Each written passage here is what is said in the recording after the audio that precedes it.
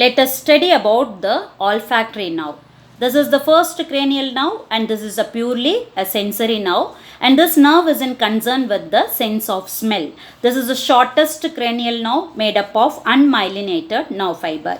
The functional component of the olfactory nerve, it is belonging to the special visceral afferent column, and the olfactory nerve, it is a part of the olfactory system. The olfactory system includes the olfactory receptor cell and the olfactory nerve fibers, and the olfactory bulb, olfactory tract and the olfactory cortex. Now first we will study about the olfactory nerve. Its origin, it takes origin from the nasal mucosa over the roof of the nasal cavity, which is lined by the olfactory epithelium. This olfactory epithelium, it has a specialized receptor cell which is called the olfactory receptor cell, that are supported by the sustentacular cells and the basal cells, and this olfactory receptor cells are of bipolar neurons. They are of about 60 to 20 million in number, and this bipolar neuron, it has a cell body, a dendrite process and axon, and the dendrites of each receptor cells, they end in of about 6 to 8 cilia that are embedded over the mucous layer, and this cilia or the olfactory hairs are stimulated by the inhaled particles. Now the axons of all these receptor cells, they arranged of about 20 bundles, and that forms the olfactory nerve. Now this olfactory nerve, they ascend up to enter into the anterior cranial fossa by passing through the cribriform plate of the ethmoid bone. Then in the anterior cranial fossa, this olfactory nerve, they reach the olfactory bulb. Now this olfactory bulb is an oval structure which is present above to the cribriform plate, and this continued backward as an olfactory tract. Within the olfactory bulb, there are 4 cells. They are the mitral cells, tuft cells, granule cells and the periglomerular cells. Now this mitral cells again is of an bipolar neuron, and this filaments, olfactory fibers or the olfactory nerve, they ends by synapsing with the dendrites of the mitral cells and the tuft cells, and this synaptic formation is called the glomerulus, and the axons of this mitral and the tuft cells, they form the olfactory tract, and the collaterals from the axons of the mitral cells, they synapse with the granule cells, and this granule and the periglomerular cells are of inhibitory in function. And this axons, that is from the mitral and the tuft cells, they enter into the olfactory tract. Now we will see the location of this olfactory tract and the olfactory bulb over the base of the brain. See here, this is the anterior aspect of the base of the brain, and see this is the olfactory bulb and this is the olfactory tract. This is present on the olfactory sulcus, which is present on the medial part of the orbital surface of the cerebral hemisphere, and this olfactory tract, they divides into 2 striae, that is medial and lateral, enclosing this anterior perforated substance, and this anterior perforated substance is bounded medially by the medial olfactory striae, laterally by the lateral olfactory striae, and sometimes there may be an intermediate olfactory striae also present. Now we will study in detail about this olfactory tract and its termination. See, now this is the, see here, this is the olfactory bulb which is extending posteriorly as an olfactory tract, and this olfactory tract, they bifurcate into 3 parts. One is medial olfactory striae, intermediate olfactory, it is sometimes present, and the large lateral olfactory striae. Now this bifurcation point is called the olfactory trigone, and in front of the olfactory trigone there is an olfactory nucleus present. Now see the axons, olfactory axons, some of them they synapse in the olfactory nucleus and cross to the opposite olfactory bulb through the anterior commissure.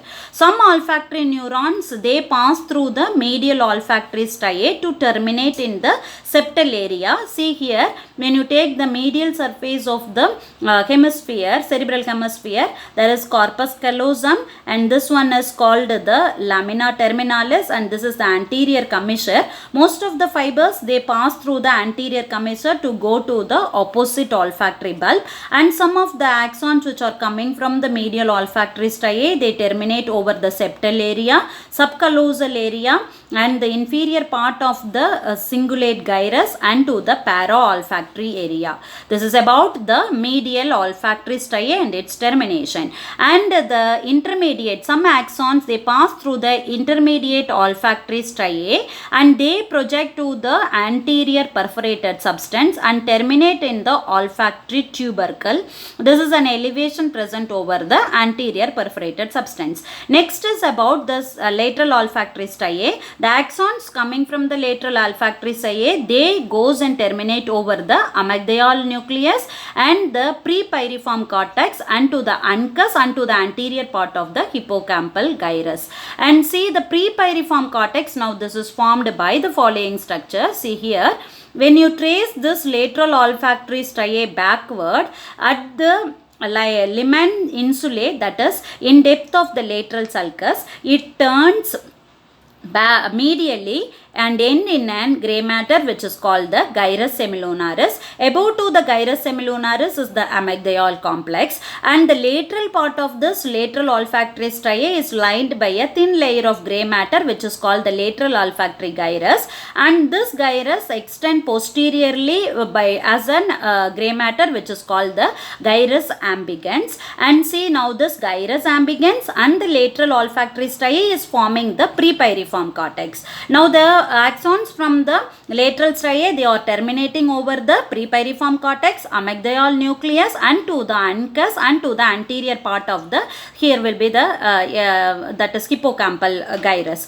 And from see here the uncus is divided into the following parts. One is the uncinate gyrus, tail of the dentate gyrus and the intralimbic gyrus. See this anterior perforated substance is bounded posteromedially by the diagonal band of Broca and the posterolaterally by the uncus. Now these all structures, that is uncus, amygdala nucleus and the prepiriform cortex and the anterior part of the hippocampal gyrus, all that forms the primary olfactory cortex. Now this from the primary olfactory, this axons or passes through the secondary olfactory cortex, that is the area number 28 which is present over the anterior part of the parahippocampal gyri, that is also called as an entorhinal area.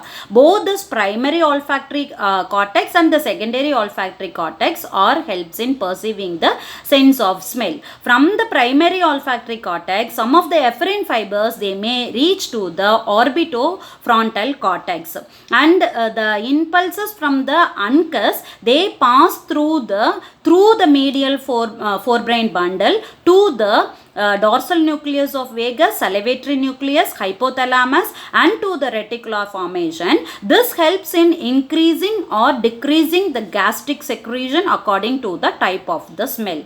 This is about the termination of the olfactory tract. Now we will see this olfactory tract, it has in connection with the other part of the brain and the functions of it.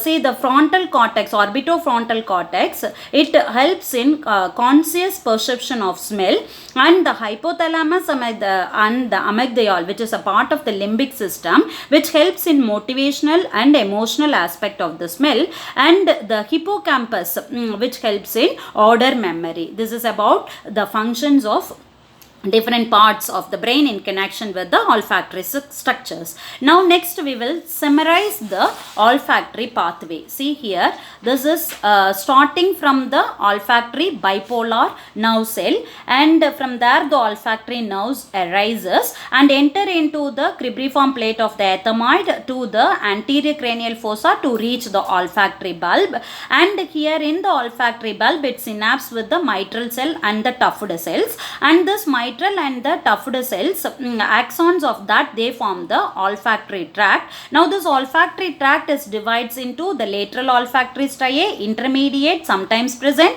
and the medial olfactory striae. The lateral olfactory striae, they reach the or terminate over the primary olfactory cortex and the secondary olfactory area. This primary olfactory cortex includes the ANCUS, anterior part of the hippocampal gyrus, pyriform cortex, and the amygdala nucleus.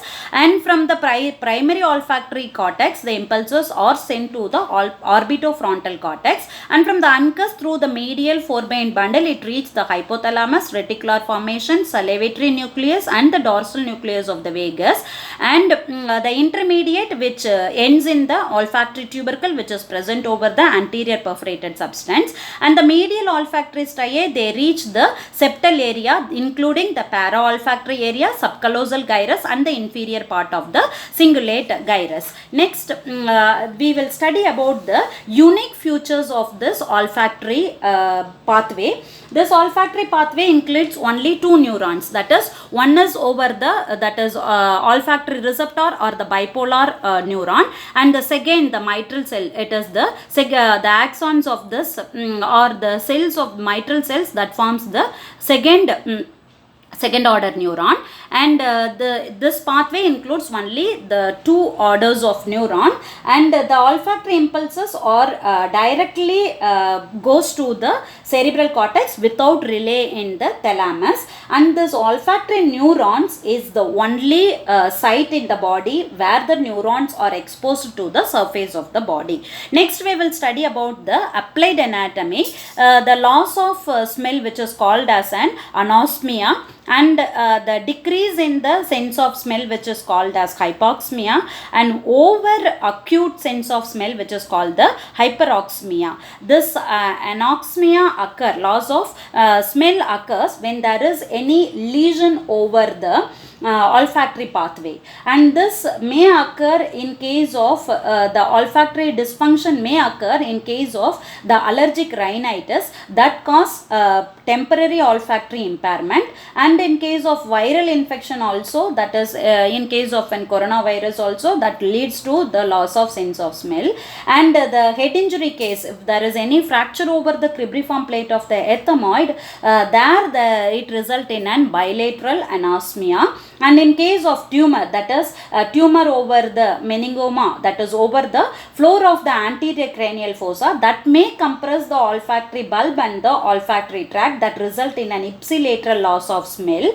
And then there is another one important thing, the olfactory epithelium, which is a neuroepithelium, which is only one example for the neuronal cell body, which regenerates when damaged, and this feature behaves as an stem cells, and hence this cell can be used in clinical trials for treating spinal cord injuries. Then in case of an uncinate fits, lesion over the lateral olfactory area, that may result in imaginary disagreeable odors with involvement of tongue and lips. That's all about the olfactory pathway. Thank you.